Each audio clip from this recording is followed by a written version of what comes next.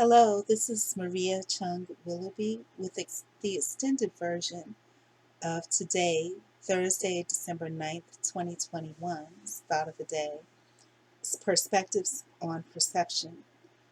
And the thought of the day was your perception of me is a reflection of you, and my reaction to you is an awareness of me.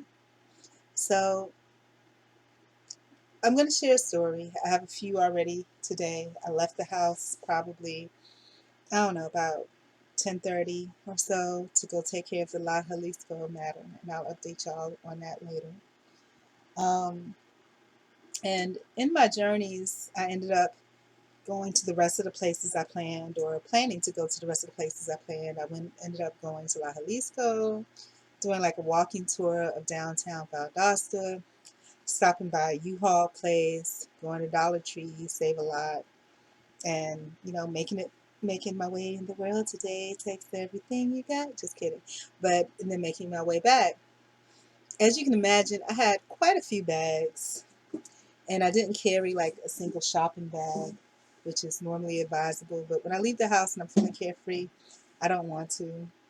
But then the dilemma is that when I come back from shopping, I have a ton of stuff and it's hard for me to carry. The plan originally was I was going to bring my little red wagon to all these different places, but it can be cumbersome. And, I never used to be a person to be embarrassed. But nowadays, I think, you know, I feel a little weird about it because you're carrying that cart and you're bumping over stuff and, just too much, right?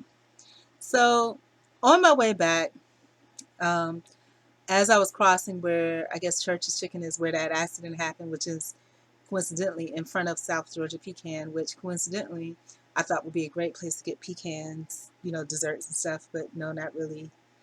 Um, I'm happier just getting things from Walmart like the Reese's Take Five or the Turtles or Almond Roca. But anyhow, so on my way back, just as I was crossing that block that Church's is going towards where the Salvation Army is, there was a truck that blew its horn. I try not to pay attention to people like that because unless I have a camera, if I'm paying attention to you, that means I'm recording you. That's what I'm doing. Okay.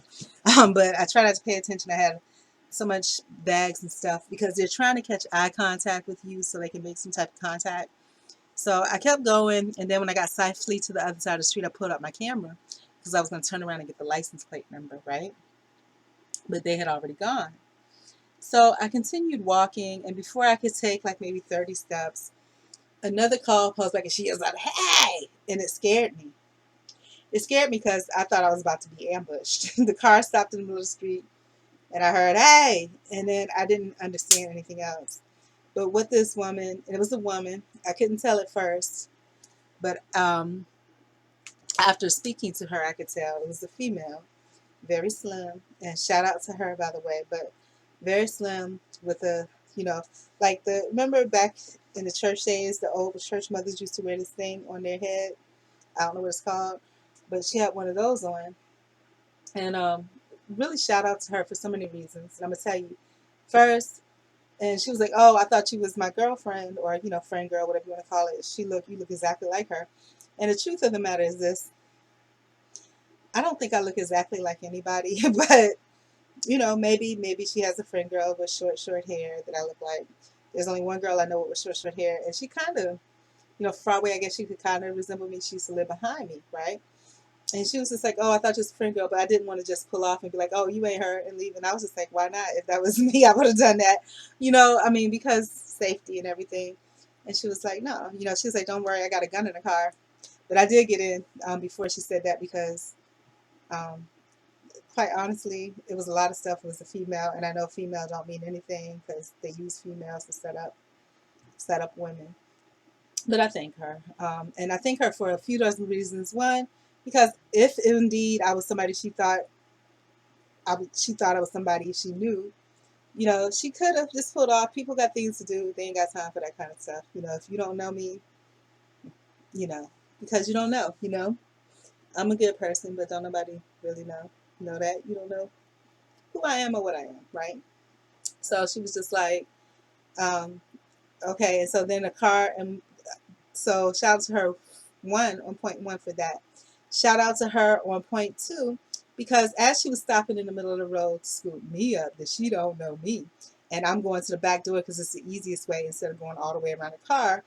Okay, that's again putting her safety in jeopardy because I'm in the back. Okay, behind the driver's seat, she can't even really see me. You know, and this is a female, regardless of anything else, it's still a female, small female at that, very very small. Whitney Houston comes to mind, but a small version. I don't know how big Whitney Houston is in real life, but this girl is tiny. And there's a huge big black truck behind her. She drives like a sedan. Huge, and he's laying out on his horn, as I'm trying to get into the car. And this chick, she didn't take no mess. She burned back on him. And you know what? He shut the fuck up. He shut the fuck up. He did. And I got into the car. So shout out to her, number two, for that, being able to hold her on, not giving a fuck. And number three, that's when she started telling me, oh, I thought you was my friend, but you weren't. I didn't want to just pull off like that. She was like, she didn't, because she had asked me if I needed a ride, and I said, yeah, and I got on in, and that's when the car blew and all that. And then I was like, well, you should have, because, dangerous. She was like, oh, don't worry, I got a gun in here. She was so casual about it. So number four, shout out to her for being able to take care of herself. But that scared me a little bit. But at that point, I'm just like, okay, I'm just praying I get home and I'll be all right. And shout out to her, number five, because here is where she's so much better than me, because her car was an absolute mess. There was all kinds of stuff all over the place, laptops, whatever, whatever, brand new laptop, blah, blah. And had it been me, for one, with the car looking like that, I probably wouldn't let nobody get in the car with the car. No, that's not true. I've had a lot of stuff in my car before, but this is just, And then I got in the back, I would have made the person get in the front, you know. So shout out to her on both of those notes. But then as I was sitting in the car, I was thinking to myself, she probably has child safety locks, so if she wanted to, she could lock my ass in and I can't get the hell out, So then that. So shout out number five for even scooping me up with all that stuff in her car. Number six, she took me home, dropped me off, didn't sit around and make me feel creepy, like, okay, is she watching me? She went on about her business, and then she was so polite. She was like, oh, I'm so rude. We sitting here and we didn't even introduce each other. She gave me a name, probably a street name, which if you look at Black history, there's something with street names. I don't feel like going into it right now. But I gave her my real name, of course, because I don't have any aliases. This is this is me. This is me. This is who I am. Period. Okay. Um, so shout out to her on all those points. Now, the reason this quote for the day is so important, because it's not about.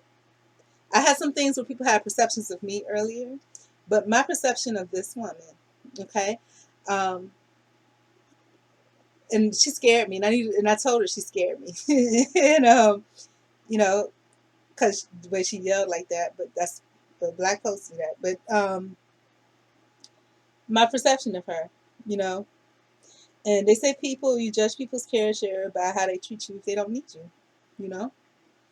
Um, this woman didn't want nothing from me.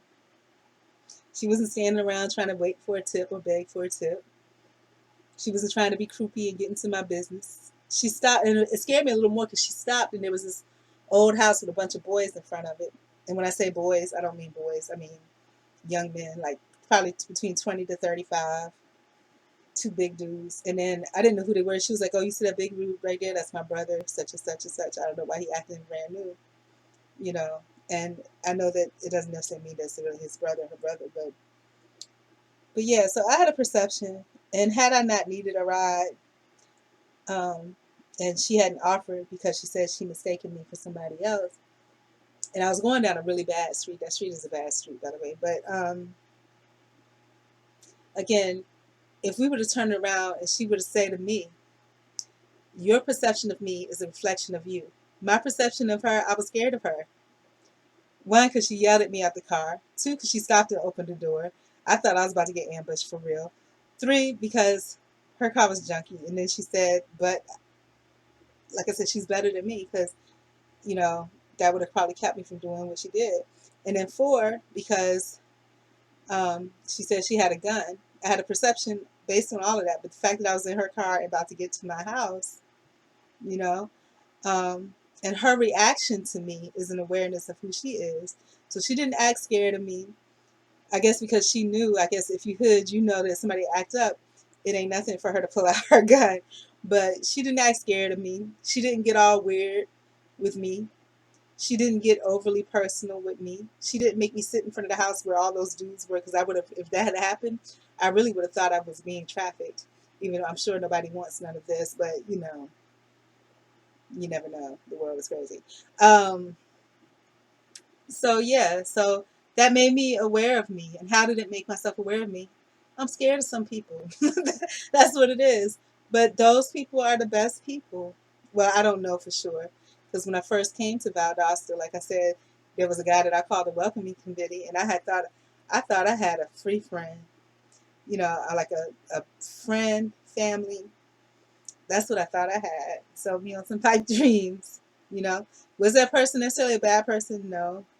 But definitely, you know, didn't have any intentions, any intentions, period. I wouldn't say good or bad, just any at all. But yeah, so I'm not sure of where to spend the rest of that, but if we were to flip it and she were to say to me, your perception of me is a reflection of you, and my reaction to you is awareness of me, because I definitely had a perception of her, and she definitely had a positive or seemingly positive reaction to me.